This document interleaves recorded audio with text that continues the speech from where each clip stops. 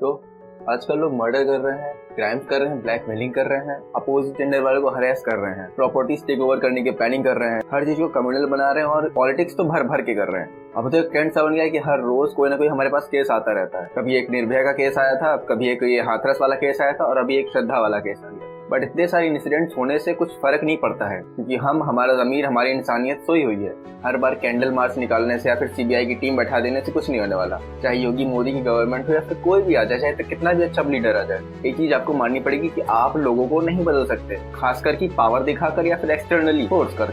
अब यहाँ पर एक चीज और आती है कि क्राइम्स क्या केवल मुस्लिम्स ही करते हैं या फिर क्या केवल कोई विशेष कम्युनिटी ही करती है, तो ऐसा बिल्कुल नहीं है। अब यहाँ पर मैं मुस्लिम्स को डिफेंड नहीं कर रहा हूँ, बट हाँ एक प्रैक्टिकल ब्रॉड ओवरव्यू दे रहा हूँ आपको। जो एक बुरा बंदा होता है वो कहीं से भी निकल के आ सकता है, और ये तभी आता है जब उसके पास मोरालिटी और संस्कार ना हो। लेकिन आजकल का ट्रेंड क्या है, माँ बाप अपने बच्चों को मॉडर्न स्कूल में तो भेजते हैं, कॉन्वेंट स्कूल में भेजते हैं, लेकिन मॉडर्न या फिर कॉन्वेंट स्कूल में भेजने के साथ साथ उनकी मोरालिटी या एथिक्स पर कभी ध्यान नहीं देते। क्योंकि जैसा कि मैंने पहले ही बताया, आजकल मोस्ट ऑफ द केसेस जितनी भी आ रहे हैं वो सब पढ़े लिखे लोग ही कर रहे हैं। कोई अनपढ़ गंवार व्यक्ति जाके किसी को नहीं मार दे रहा है, ना किसी को हरेस कर रहा है, ना किसी की जायदाद हड़प रहा है। क्योंकि ये सब करने के लिए आपके पास प्रॉपर माइंड चाहिए, आपको एजुकेटेड होना पड़ेगा। लेकिन सिर्फ एजुकेटेड होना is not enough, you have to be morally and ethically strong person, otherwise आप भी एक पढ़े लिखे जानवर ही हैं। और बात यहाँ पर खत्म नहीं होती है। मेन बात यह है कि हम सब अपनी बनाई हुई रियलिटी में रह रहे हैं। किसी को लगता है ये सही है, किसी को लगता है वो सही, तो यहाँ पर कौन सही इसका सर्टिफिकेट कोई दे ही नहीं सकता किसी को। बट ये थॉट ही गलत है। हर व्यक्ति अपने हिसाब से सही कभी भी नहीं हो सकता।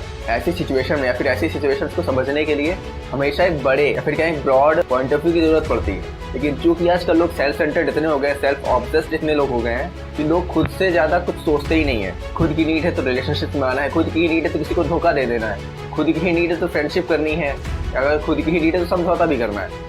तो यहाँ पर सब कुछ हमारे खुद के ही अराउंड घूम रहा है। बट जो मेन कॉज है, मेन जो रूट है मैनकाइंड की, कि हम सब एक हैं, नॉट फ्रॉम बॉडीली एक्सपेक्ट, मैं आत्मा के बेसिस पे बात कह रहा हूँ। बट अनफॉर्चुनेटली हम वो सोचते ही नहीं है, ना वहाँ तक हमारी सोच ही पहुँच पाती, क्योंकि लोग इतना सेल्फ अवेयर नहीं होते हैं। The only solution to make our world is better and prosperous, free from evil things and monsters like human, is to make good human. लेकिन अभी गुड ह्यूमन कैसे बनते हैं? ये बनते हैं पेरेंट्स के इंस्ट्रक्शन से, पेरेंट्स के अंडर गाइडेंस। और अनफॉर्चुनेटली आज के जितने भी बच्चे जो बर्बाद हो रहे हैं, जो यूथ मिसगाइड हो रहा है, उसमें बहुत बड़ा हाथ पेरेंट्स का भी है। ये आप माने चाहे ना माने, आपने अपने बच्चे को सही गाइडेंस नहीं दी है, सही टाइम पे उसको ब्रेक नहीं लगाया है, ना ही सही टाइम पे उसको छूट दी है।